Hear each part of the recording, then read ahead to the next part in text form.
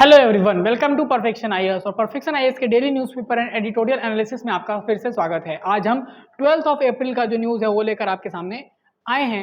चलिए हम लोग अपना डिस्कशन स्टार्ट करते हैं। तो ये भी एक इमेज जो था आज के द हिंदू में आपको सामने रखा गया था, and it says a barge ferrying ammonia passes through the national waterway 3 in Kochi. तो ऐसे जब भी इमेज आए थे, कल भी हमने एक इमेज देखा था सरयू रिवर का, ऐसे जो भी इमेज आते हैं हमको इनमें से अपना एग्जाम के लिए इंपॉर्टेंट जो पॉइंट है उसको निकालना है। तो प्रीलिम्स के लिए आपके लिए इंपॉर्टेंट हो जाता है क्या? National waterway 3। तो नेशनल वाटरवे 3 आपके लिए exam prelims point of view से बहुत इंपॉर्टेंट हो जाता है। और नेशनल वाटरवे 3 के बारे में अगर बात करें तो it start from Kollam in Kerala and reaches Kottapuram which is also in Kerala. तो आप देख सकते हैं ये इस रूट से थ्रू NH3 वाटरवेज 3 जो है हमारा, सॉरी, नेशनल वाटरवेज 3 वो पास करता है starting from Kollam to Kottapuram. तो ये आप जानते हैं कहाँ पे है, ये केरला में, वेस्ट कोस्ट में हमारा। ठीक है, तो ये जो हमारा आपको येलो में दिख रहा है ये सारा क्या है? प्रोपोज टर्मिनल लोकेशंस हैं इस वाटरवेज के। ठीक है, और ये जहाँ जहाँ ब्लू आ रहा है वो रिवर्स फ्लो करती है इस जगह पे। ठीक है, तो आप देख सकते हैं एक्चुअली जो इधर टाइम ड्यूरेशन भी दिया हुआ है, कितना टाइम ड्यूरेशन यहाँ से यहाँ तक पहुँचने में एक्चुअली लगता है। तो नेशनल वाटरवे 3 कहाँ पर है? केरला। और किसको किसको कनेक्ट कर रहा है? कोल्लम टू कोट्टापुरम। ठीक है, ये आपके प्रीलिम्स के लिए इंपॉर्टेंट फैक्ट है। अगले डिस्कशन पे चलते हैं। इन pandemic shock critical lessons for MSMEs। MSMEs का आपको फुल फॉर्म अगर बता दें तो micro small and medium enterprises.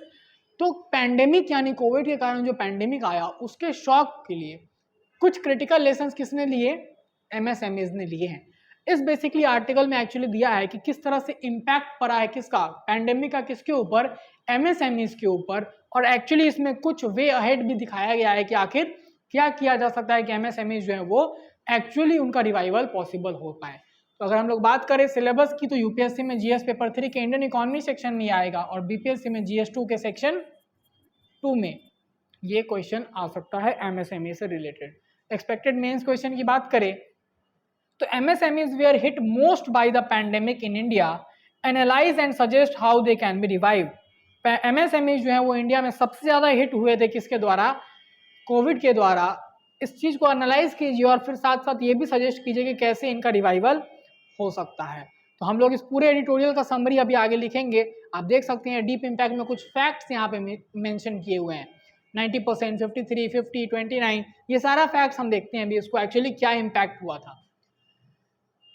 A recent study by the writers एक ग्रुप है, as a primary survey of 225 small farms located in NCR and Uttarakhand. इनका एक सर्वे किया गया, उसके अकॉर्डिंग पता चला कि turnover of around 90% of small firms जो थे उसका टर्नओवर जो था ऑलमोस्ट 90% स्मॉल फर्म्स का टर्नओवर जो है वो फिजिकल ईयर 2021 में क्या किया?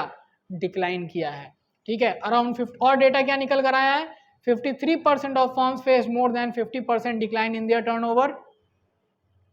लगभग 53% के आसपास जो फर्म्स थे उनको कितना डिक्लाइन दिखा उनके टर्नओवर में? 50% से ज्यादा। Other data around 29% of firms reported a collapse of their business. 29% firms का कोलैप्स हो गया पूरी तरह से उनके बिजनेस का। 53% observed a decrease in demand decrease कितने ऑब्जर्व किया? 53% फर्म्स ने। while around 36% phase erratic supply of raw materials. Raw material supply भी बहुत इरेटिकली उनको मिला।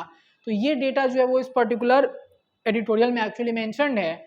हम लोग और बात करें और भी कुछ डेटा की तो हम लोग सबसे इंपॉर्टेंट बात करेंगे कि this firms face a 25% reduction in their employment, particularly in the informal worker segment that is stood at around 47%. MSMEs में भी इनफॉर्मल सेक्टर जो लगभग 47% के बारे में बात करते हैं वो लगभग 25% रिडक्शन देखें अपने एम्प्लॉयमेंट के अंदर। तो ये सारे डेटा जो है वो कहीं ना कहीं क्या थे? ये बहुत सारे डेटा जो आपको क्या दिखा रहे हैं कि MSME सेक्टर जो है वो सबसे ज़्यादा हिट हुआ था किसके द्वारा? पैंडेमिक के द्वारा। हम लोग फिर डिस्कशन पे आएंगे, बट आपके प्रीलिम्स के लिए एक और इम्पॉर्टेंट पॉइंट हो जाता है एक्चुअली MSME का क्लासिफिकेशन। आप इधर साइड के अपने इमेज में देख सकते हैं डेफिनेशन ऑफ MSMEs। पहले जो हमारा 2006 का क्लासिफिकेशन के अकॉर्डिंग MSME को कैसे डिफाइन किया जाता था, तो आप देखिए मैन्युफैक्चर एंटरप्राइज में अगर इन्वेस्टमेंट किसी 25 लाख रुपए से कम है और सर्विस एंटरप्राइज में इन्वेस्टमेंट 10 लाख से कम है तो उसको बोला जाता था माइक्रो। यही इन्वेस्टमेंट 5 करोड़ से कम और 2 करोड़ से कम रहे तो स्मॉल, और 10 करोड़ और 5 करोड़ से कम रहे तो मीडियम। ये डेफिनेशन था 2005 के अकॉर्डिंग। 2020 में हमने चेंजेस किए और इसके अकॉर्डिंग जो है वो इन्वेस्टमेंट और एनुअल टर्नओवर वर्ड जो है कॉन्सेप्ट जो है वो इंट्रोड्यूस किया गया है। तो इन्वेस्टमेंट माइक्रो के लिए बढ़ाकर कितना किया गया है, 1 करोड़ से कम और टर्नओवर 5 करोड़ से कम, तो वो क्या होगा, माइक्रो इंडस्ट्री। इन्वेस्टमेंट अगर 10 करोड़ से कम है और टर्नओवर 50 करोड़ से कम है तो वो होगा स्मॉल इंडस्ट्री। वेयर एज अगर इन्वेस्टमेंट 20 करोड़ से कम है और टर्नओवर 100 करोड़ से कम है तो उसको कहेंगे मीडियम इंडस्ट्रीज। ठीक है, ये हमारा एमएसएमईज के और पीआईबी का डेटा के अकॉर्डिंग जो हम लोग ये पर्टिकुलर डेटा को देख रहे हैं। तो ये नया क्लासिफिकेशन है एमएसएमईज का, ये आपके प्रीलिम्स के लिए बहुत इंपॉर्टेंट होता है। हम लोग अपने डिस्कशन में आगे देखेंगे कि एक्चुअली ये जो टर्नओवर में गिरावट आई थी, वो फॉल जो था उसका मेन रीजन क्या क्या था। सबसे पहला रीजन तो जो ऑब्वियस है कि लॉकडाउन लगा तो restriction on economic activities and mobility. दूसरा, जब लॉकडाउन लगा ना तो डिमांड में भी डिक्रीज आया, डिमांड में भी गिरावट आई, तो ये भी एक रीजन था टर्नओवर गिरने का। डिमांड में गिरावट आई, प्रोडक्शन रुका हुआ था तो रॉ मटेरियल्स का भी शॉर्टेज हो रहा था। ट्रेड के ऊपर रिस्ट्रिक्शंस थे because of lockdown.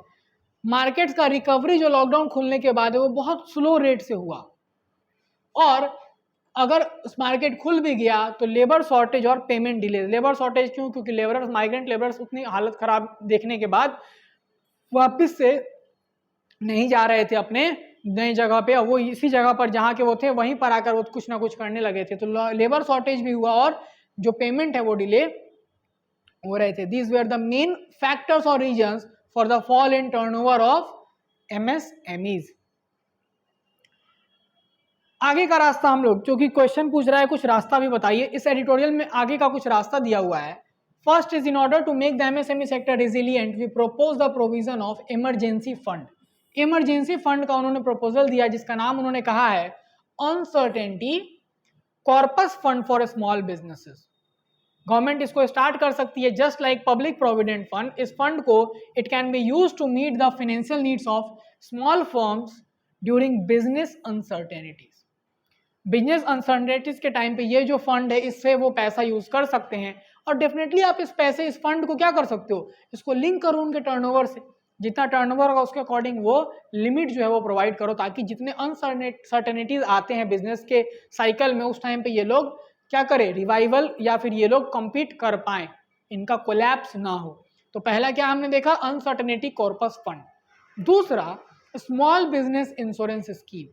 Small business insurance scheme जैसा भी हम लोग कुछ स्टार्ट कर सकते हैं, considering the size of MSME जो कि लगभग 6.4 मिलियन से ज्यादा है इंडिया में, तो बहुत बड़ा स्कोप है, ह्यूज मार्केट पोटेंशियल है इंश्योरेंस वालों के लिए इन एमएसएमईज, और अल्टीमेटली फायदा एमएसएमईज को भी इससे होगा। तो ये दो सजेशन इस एडिटोरियल के अंदर दिए हुए हैं, और बाकी सजेशन में आप सबसे इंपॉर्टेंट क्या लिखेंगे, हमारा आत्मनिर्भर भारत पैकेज। आत्मनिर्भर भारत स्कीम जो लॉन्च किया गया उसके तहत एमएसएमईज के लिए जो फाइनेंशियल पैकेजेस अनाउंस किए गए हैं वो पैकेज भी हमारा एमएसएमई को रिवाइव करने में कहीं ना कहीं सफल होगा। ठीक है, तो इस तरह से आप अपना आंसर को एक्चुअली मोल्ड करेंगे और इसको लिखेंगे। ठीक है, तो हम लोग अगर आगे बढ़े अगले न्यूज के ऊपर, तो India and the UK crafting a new legacy. India और यूनाइटेड किंगडम एक्चुअली क्या कर रही है, they are crafting a new legacy, और इसके नीचे जस्ट लिखा हुआ है despite the challenges which is posed by the war. War किसका, रसिया यूक्रेन का। The India United Kingdom relationship has been on an upward trajectory. India United Kingdom का relation जो है वो एक अपवर्ड ट्रेजेक्ट्री की तरफ जा रहा है, भले ही वॉर के कारण कुछ चैलेंजेस आए हैं, बिकॉज यूके चाह रहा है कि इंडिया के स्टैंड ले रसिया के खिलाफ। सिलेबस में बात करें अगेन, यूपीएससी में जीएस पेपर 2 में आईआर में आएगा ये, और बीपीएससी में जीएस पेपर 1 में आईआर करंट अफेयर्स के पार्ट में ये आएगा। एक्सपेक्टेड मेंस क्वेश्चन क्या हो सकता है इस एडिटोरियल से, India seeks to carve out a new role for itself in the evolving global order as a leading power. ये हमने डिस्कस किया था ऑलरेडी कि as a leading power India अपना रोल अज्यूम करने की कोशिश कर रहा है अभी इस डिस्टर्ब वर्ल्ड में, कल ही डिस्कस हुआ था। And the United Kingdom recalibrates its strategic outlook post Brexit. तो ब्रिटेन का जो यूरोपियन यूनियन से एग्जिट हुआ जिसको ब्रेक्जिट बोलते हैं, उसके बाद इवन यूके भी अपने अलग अलग डायमेंशंस को एक्सप्लोर कर रहा है, which is a unique moment in India UK ties. और इंडिया यूके के टाइज के लिए ये जो मोमेंट है ये सच में यूनिक है। Analyse this statement. तो हम लोग को बेसिकली क्या जानना है इस पर्टिकुलर एडिटोरियल से कि चूंकि इंडिया अभी अभी एक नया रोल प्ले करने के स्टेज पर है एक लीडर का, और साथ साथ यूके भी एक क्या कर रहा है, अपने नए अलाइज को एक्सप्लोर करने जा रहा है after exiting from European union. तो ये एक यूनिक पॉइंट है इन दोनों का रिलेशनशिप का, इसको एनालाइज करना है। आइए हम लोग देखते हैं इंडिया यूके का जब रिलेशन जब बात करते हैं, मैंने आपको बताया था जब भी दो कंट्रीज के हम रिलेशन डिस्कस करते हैं तो हम लोग कुछ कन्वर्जेंस का एरिया देखते हैं, यानी कोऑपरेशन का, और दूसरा डाइवर्जेंस का एरिया। कोऑपरेशन की बात करें तो अभी हाल ही में कॉम्प्रिहेंसिव स्ट्रेटेजिक पार्टनरशिप ट्रीटी मई 4 2021 को साइन की गई थी इंडिया और यूके के बीच में। This agreement also establish the 2030 road map for India UK relation which primarily outlines the partnership plans for the bilateral relationship। Already हम लोग ने एक रोड मैप भी है 2030 road map for India UK relations को भी एस्टैब्लिश किया हुआ है। And during her visit to New Delhi MS Mistras emphasized countering Russian aggression and reducing global strategic dependence on Moscow by underlining the importance of democracies working cohesively to deter aggression। अभी हाल ही में Britain से जो मिस्ट्रस आई थी उन्होंने actually इस चीज के ऊपर फोकस किया है कि रसिया अग्रेशन या फिर और भी अग्रेशन को काउंटर करने के लिए जो डेमोक्रेसीज हैं उनका साथ आना जरूरी है। तो हम लोग एरियाज ऑफ कोऑपरेशन में ये बात कर सकते हैं। साथ साथ she also highlighted the importance of developing deeper ties between Britain and India in the Indo Pacific. Indo Pacific में भी ब्रिटेन को इंडिया के साथ अच्छा रिलेशन बनाने के लिए जरूरत है, which should not only result in job creation but also foster security in the region. Job creation तो करेगा ही, साथ साथ इंडो पैसिफिक की सिक्योरिटी भी इंश्योर हो पाएगी। और कोऑपरेशन का एरिया देखें तो एक ज्वाइंट साइबर सिक्योरिटी प्रोग्राम जो है वो भी लॉन्च होने वाला है बहुत जल्दी announce, which aims to protect online infrastructure in India and the UK as both parties attempt to carry out joint exercises to combat threats from cyber criminals and ransomware. तो साइबर थ्रेट्स जो हैं उसके खिलाफ भी ये दोनों एक joint cyber security programme को भी बहुत जल्दी अनाउंस करने वाले हैं। और बात करें अगर India and the UK also plan to hold the first strategic technological dialogue a ministerial level summit on emerging technologies. Technology के फील्ड में भी area of cooperation India UK का बढ़ रहा है। और अगर बात करें एडिशनली तो यूके और इंडिया ने अभी हाल ही में अग्रीमेंट दिखाया है कि वो क्या करेंगे, अपना मैरीटाइम जो डोमेन है यानी नेवल डोमेन है उसमें भी कोऑपरेशन दिखाने के लिए ये लोग क्या करने की कोशिश कर रहे हैं, एक्चुअली एक्सरसाइजेस करने की बात हो रही है। और हाल ही में अगर हम बात करें तो यूके जो है वो इंडिया पैसिफिक ओशन इनिशिएटिव को ज्वाइन करेगा और मेजर पार्टनर बनेगा इंडिया का ऑन मैरीटाइम सिक्योरिटी इश्यूज। और साथ ही साथ अगर 2021 की बात करें तो HMS क्वीन एलिजाबेथ वहां की जो naval ship and the carrier strike group took part in a military exercise with Indian Navy in the Bay of Bengal. वो लोग एक्चुअली यहाँ पे एक्सरसाइज करने के लिए जा रहे थे, वो लोग जा रहे थे to exercise with the navies of Singapore, Malaysia and Thailand. But उससे पहले उन्होंने कहाँ पे एक्सरसाइज किया, इंडियन नेवल फोर्सेज के साथ जो है वो एक एक्सरसाइज कंडक्ट किया। तो ये हमारा मैरीटाइम कोऑपरेशन भी हम लोग देख रहे हैं।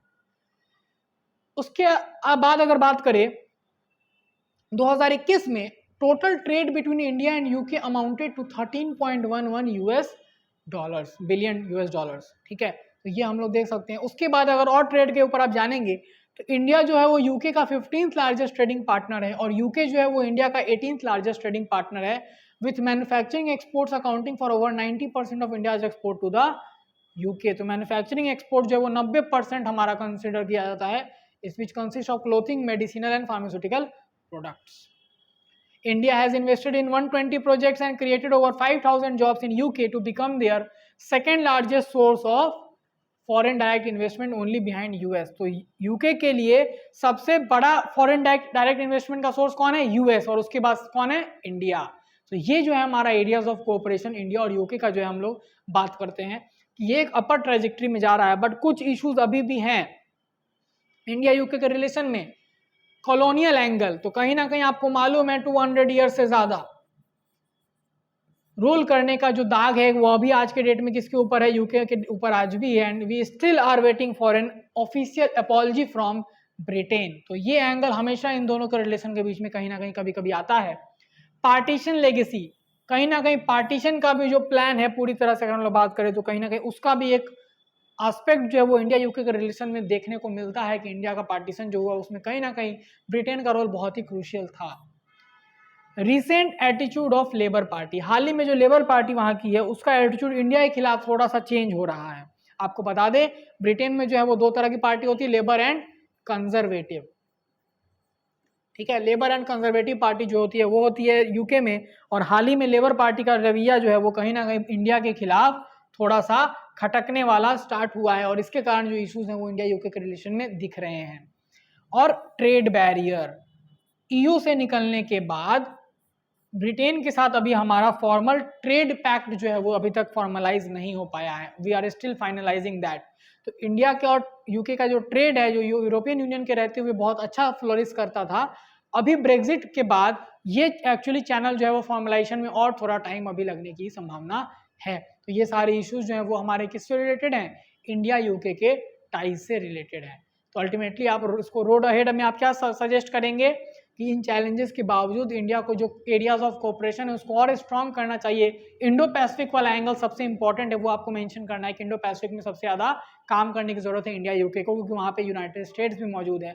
तो वो एक ज़्यादा बढ़िया होगा इंडिया के पॉइंट ऑफ व्यू से कि हम चाइना को काउंटर कर पाएंगे।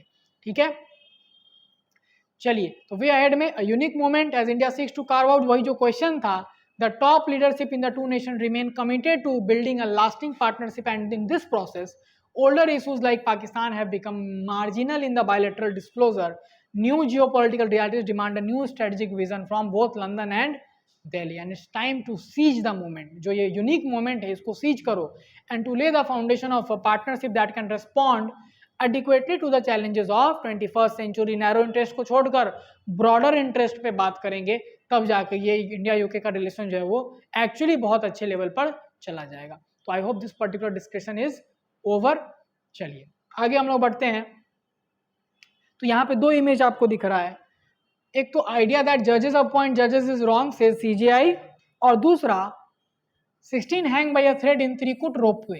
ये अभी एक ट्रेजेडी कल हुई है जहाँ पे रोपवे जो है त्रिकुट में हिल्स में वो कोलैप्स कर गया और इसके कारण कुछ लोगों की डेथ भी हुई है। तो यहाँ पे हमारे एग्जामिनेशन के लिए बस इंपॉर्टेंट है कि त्रिकुट हिल्स जो है वो कहाँ पर है, त्रिकुट हिल्स जो है वो झारखंड में है, धनबाद के पास। ठीक है, सो त्रिकुट पहाड़ या Trikut hill is a Hindu pilgrimage site situated around 15 kilometre away from town of Deoghar on the way to Dumka at Trikut Basdiya in Mohanpur block of Deoghar district Jharkhand. इसका नाम त्रिकुट इसलिए पड़ा है कि वहाँ पे 3 पीक्स मौजूद हैं, इससे ज़्यादा आपको कुछ इंपॉर्टेंट नहीं है। ये इंपॉर्टेंट है कि आइडिया दैट जजेस अपॉइंट जजेस इज रॉन्ग, सीजीआई ने कहा है कि जो हम लोग वर्ड यूज करते हैं कि इंडिया में जजेस को जजेस अपॉइंट करते हैं, ये रॉन्ग है, बिकॉज अल्टीमेट फाइनल अथॉरिटी कौन है, प्रेसिडेंट अपॉइंट करते हैं। किसके एडवाइस पे, जो यूनियन मिनिस्ट्री है लॉ की वो सजेशन भेजती है काउंसिल ऑफ मिनिस्टर, उसके एडवाइस पे। तो हम लोग थोड़ा सा बात करते हैं एक्चुअली सिस्टम जो हमारा है वो है कोलेजियम सिस्टम, उसके बारे में। कोलेजियम सिस्टम में बेसिकली क्या है कि हमारा 3 केसेस हुए थे यहां पर। फर्स्ट जज केस, सेकेंड जज केस और थर्ड जज केस।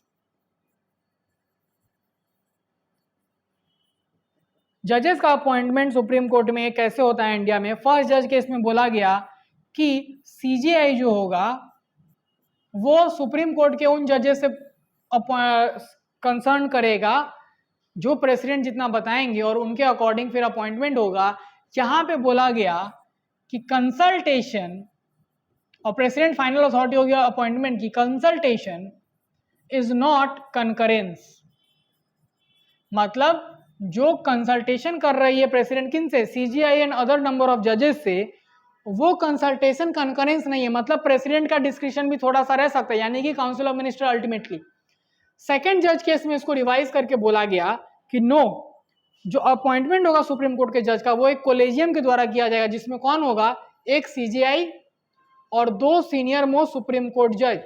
ये तीनों मिलकर जो नाम सजेस्ट करेंगे प्रेसिडेंट को, और इस केस में consultation will be considered concurrence. That means कि जो कंसल्टेशन दिया जा रहा है इन तीनों के द्वारा ये फाइनल माना जाएगा प्रेसिडेंट को। और अभी जो सेटल्ड लॉ है वो थर्ड जज केस के तहत आया था, जिसमें बोला गया कि एक कोलेजियम बनेगा और इस कोलेजियम में कौन होंगे, CJI plus 4 senior most supreme court जज।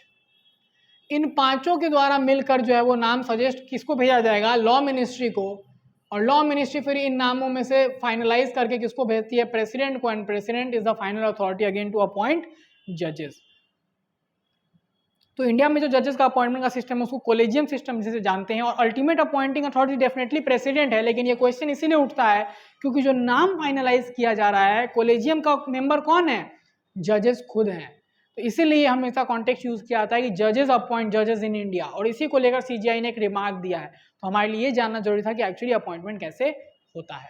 चलिए अगले इस पे आते हैं, नीति puts out energy and climate index. NITI Aayog ने एनर्जी और क्लाइमेट इंडेक्स जो है उसकी लिस्ट जारी की है। ये फर्स्ट राउंड ऑफ लिस्ट है, पहला राउंड है ये, ठीक है। हम लोग इसके बारे में जानते हैं। पहला लाइन क्या करा है, गुजरात है स्टॉप्ड। आइए देखते हैं रिपोर्ट कार्ड। तो इसमें नीति आयोग ने सारे स्टेट्स और यूटीज को 6 पैरामीटर्स के ऊपर रैंक दिया है, जिसमें top performers among larger state, बड़े स्टेट्स हैं उसमें first Gujarat, Kerala and then Punjab. Smaller states में Goa first, Tripura second, Manipur third, और यूटीज के ऊपर Chandigarh first, Delhi second, Dadra Nagar Haveli Daman and Diu third, ठीक है। वर्स्ट परफॉर्मिंग की अगर हम लोग बात करेंगे तो वर्स्ट परफॉर्मिंग स्टेट जो है हमारे वो झारखंड है, ठीक है। और यहां पर आप देख लीजिए जो 6 पैरामीटर्स है वो हैं ये, डिस्कॉम का performance, access, affordability and reliability of energy, clean energy initiatives, energy efficiency, environmental sustainability and new initiative. इन 6 पैरामीटर्स पे जो है वो एक्चुअली डिवाइड किया जाता है और इस पे रैंकिंग दी जा रही है। तो आप ये रैंकिंग का पैरामीटर यहाँ पे देख सकते हैं, और ये फर्स्ट राउंड ऑफ रैंकिंग है। और इन पैरामीटर्स के बेसिस पे रैंकिंग, अगर डिस्कॉम की बात करें तो पंजाब, केरला, हरियाणा, तमिलनाडु, इस तरह से रैंकिंग जो है इन पैरामीटर्स के बेसिस पे नीति आयोग ने रिलीज किया है, ठीक है। अगर हम लोग बात करें आपको इसकी, तो आपको फिर से बता दें, एनर्जी एंड क्लाइमेट इंडेक्स जो है इसका फर्स्ट राउंड रिलीज हुआ है, राउंड 1, जिसमें यूटीज और स्टेट्स को, पैरामीटर्स को सबको लॉन्च ये किया गया है, ठीक है। और झारखंड, एमपी और Chhattisgarh were bottom 3 states, Jharkhand, MP and Chhattisgarh. तो good news, Bihar is not present there. आगे देखते हैं, plea to issue Aadhaar to those on final NRC list. एक प्ली फाइल किया गया है कि जितने भी फाइनल लिस्ट में एनआरसी के मौजूद हैं उनके लिए आधार इशू किया जाए, ठीक है। ये हमारा जीएस पेपर 2 राइट्स इशूज और सिटीजनशिप में आएगा यूपीएससी के। और एक्सपेक्टेड मेंस क्वेश्चन है कि the updation of NRC in Assam was a long pending commitment. NRC का अपडेशन एक लॉन्ग पेंडिंग कमिटमेंट था असम का। Analyse this statement and highlight the issue surrounding NRC. इस स्टेटमेंट को एनालाइज कीजिए और एनआरसी के साथ जो इश्यूज जुड़े हुए हैं उनको बारे में बात कीजिए। आइए हम लोग देखते हैं एनआरसी क्या है। Basically it is a resistor prepared after the conduct of census of 1951। 1951 के सेंसस के बाद इंडिया के अंदर एक रजिस्टर बनाने की बात कही गई, national register of citizens of India. ये एक बार बना 1951 के बाद, उसके बाद दोबारा ये अपडेट नहीं हुआ। इसका अपडेशन सिर्फ असम में अभी हाल ही में हुआ है, और क्यों हुआ है उसका कॉन्टेक्स्ट समझिए। तो एट प्रेजेंट ओनली असम है such a register and the exercise may be extended to other states बाद में। This exercise was a culmination of Assam accord of 1985। आपको बता दे कि 1971 में क्या हुआ, ईस्ट पाकिस्तान से क्या बना, बांग्लादेश। और बांग्लादेश जो बना उस दौरान बांग्लादेश में सिविल वॉर बहुत पहले से चल रहा था, और उसी दौरान बहुत सारे माइग्रेंट्स इलीगल जो थे वो कहाँ घुसे थे, नॉर्थ ईस्ट में घुसे थे। तो किनको वहां पे नॉर्थ ईस्ट की एक्चुअली सिटीजन, मतलब इंडिया की सिटीजनशिप दी जाएगी जो आए थे, और किनको नहीं दी जाएगी, इसके लिए ये प्रपोजल रखा गया था असम अकॉर्ड 1985 में कि क्या होगा। इस अकॉर्ड के तहत ये डिसाइड किया गया कि जितने लोग, एक डेडलाइन दी गई थी, हम लोग पूरा डेट समझेंगे, उस दिन के पहले जितने लोग इंडिया में एंटर किए हैं उनको एक्चुअली बस एनआरसी का पार्ट बनाया जाएगा, यानी इंडिया की सिटीजनशिप दी जाएगी, बाकी लोगों को नहीं। तो इसीलिए एनआरसी का अपडेशन जो है वो जरूरी था करना असम में। और ये एनआरसी अपडेटेड किसके तहत होता है, द सिटीजनशिप एक्ट ऑफ 1955 और the citizenship registration of citizen and issue of national identity card rule 2003, इसके तहत एनआरसी का अपडेशन होता है। आइए हम लोग वो डेट समझते हैं, कौन कौन सा एलिजिबल था इसके लिए। पर्सन जिनका नाम एनआरसी 51 में था ऑलरेडी, तो उसमें तो कोई डाउट ही नहीं है। Person and their descendant whose names appear in the electoral rolls up to 24 March 1971, यही डेडलाइन है। 24 मार्च 1971 तक जिनका भी नाम किसमें और उनके डिसेंडेंट, उनका नाम इलेक्टोरल रोल्स में मौजूद था, वो एलिजिबल थे। persons who came to Assam from Bangladesh between 1st January 1966 and 25th March 1971, इनके लिए एक ऑप्शन ये दिया गया था कि अगर आपने रजिस्टर करा रखा था अपने आप को फॉरेनर रीजनल रजिस्ट्रेशन ऑफिस में तो भी आप एलिजिबल थे।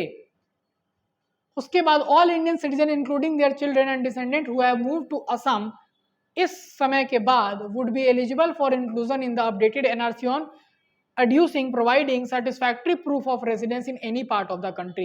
किसी और कंट्री के भारत के किसी और भाग में अगर आप रह रहे हैं तो उसका एक एक्चुअली प्रूफ आप देंगे तो आप एलिजिबल होंगे अगर आप 24 मार्च 1971 के बाद असम में गए हैं, ठीक है।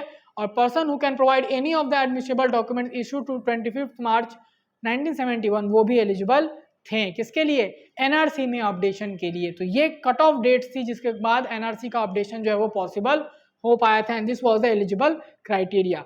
तो आप समझ गए एनआरसी का डिस्कशन एक्चुअली। तो ये एनआरसी जो है इसी को लेकर जो लिस्ट अपडेट की गई है, फाइनल लिस्ट जो बनाया गया है उसी लिस्ट उनके लोगों को ही आधार इशू करने की बात जो है वो ये प्ली में रखी गई है कोर्ट के अंदर, ठीक है। चलिए हम लोग अब प्रीलिम्स प्रैक्टिस क्वेश्चन पे आते हैं। With reference to Helina consider the following statements. Helina missile के बारे में पहला statement, it is an anti tank guided missile, it has a maximum range of 100 kilometers। तो first statement is correct, second statement is not correct. 100 kilometre बहुत ज्यादा range दे दिया है, this is not correct. The correct answer is one only. थोड़ा सा discussion देख लीजिए कि इसका जो रेंज है वो ज्यादा नहीं है, इसका रेंज बहुत ही कम है। आप देख सकते हैं कि ये किसके द्वारा कंडक्ट कराया गया टेस्ट जो है वो DRDO, Indian army and Indian air force. The flight trials were conducted from advance light helicopter and the missile was fired successfully engaging simulated tank target, ठीक है। हेलिना का जो हमारा रेंज है दैट इज ओनली 7 किलोमीटर्स, ठीक है। The missile is guided by an imaging infrared seeker operating in the lock on before launch mode. One of the most advance anti tank weapons है ये दुनिया का, और मैक्सिमम रेंज इसका 7 kilometres है। चलिए next question. With reference to EBCAS project consider the following statements. It establishes, develops, implements, maintains and reviews the national aviation security programme, सही है। It is an initiative under e-governance for authorization of internal processes, ये भी सही है। Correct answer is both 1 and 2। क्या है EBCAS देख लीजिए, ये इसको BCAS को बोलते हैं bureau of civil aviation security. इसी का जो हमारा कौन सा वर्जन है, इनिशिएटिव अंडर ई-गवर्नेंस जो है उसको हम लोग किस नाम से जानते हैं, EBCAS, ठीक है। तो ये एक ऑनलाइन प्लेटफॉर्म होगा for facilitation of stakeholders. Dima Hasao district जो तो अभी हाल ही में न्यूज में था, वो जहाँ पे क्या हुआ है, बहुत ही मेगालिथिक स्टोन का डिस्कवरी हुआ है, ये किस जगह पे है, असम, गुजरात, ओडिशा या Punjab. Correct answer is Assam. तो दीमा हसाओ डिस्ट्रिक्ट जो है यहाँ पे एक बहुत ही large number megalithic stone jars मिले हैं असम के दीमा हसाओ डिस्ट्रिक्ट में। और इसने क्या किया, एक्चुअली पॉसिबल किया इस चीज को फोकस की जो इंडिया का नॉर्थ ईस्ट और साउथ ईस्ट एशिया के बीच में जो है वो बहुत पहले से रिलेशन था और इंटरेक्शन था, ये साबित हो सकता है। Which of the following state has topped the list for larger states in the NITI Aayog state energy and climate index round 1? अभी हाल ही में हमने डिस्कस किया। Correct answer is Gujarat. And the last question is Barbara forest recently seen in news is located in Odisha, Tamil Nadu, Gujarat, MP। Answer is Odisha. हम लोग देखते हैं तो यहाँ पे आज ही की न्यूज में था, Odisha Barbara forest set for eco tourism पूछा। एक्चुअली इस फॉरेस्ट को अब खोला जा रहा है किसके लिए, टूरिज्म पर्पस के लिए सितंबर से। अभी तक ये खुला हुआ नहीं था, ये बहुत ही प्रोटेक्टेड एरिया में से था, ठीक है। It was the only forest in India which was guarded by jawans of CRPF, but अब इसको ओपन किया जा रहा है किसके लिए, फॉर इको टूरिज्म, इसलिए ये न्यूज में था।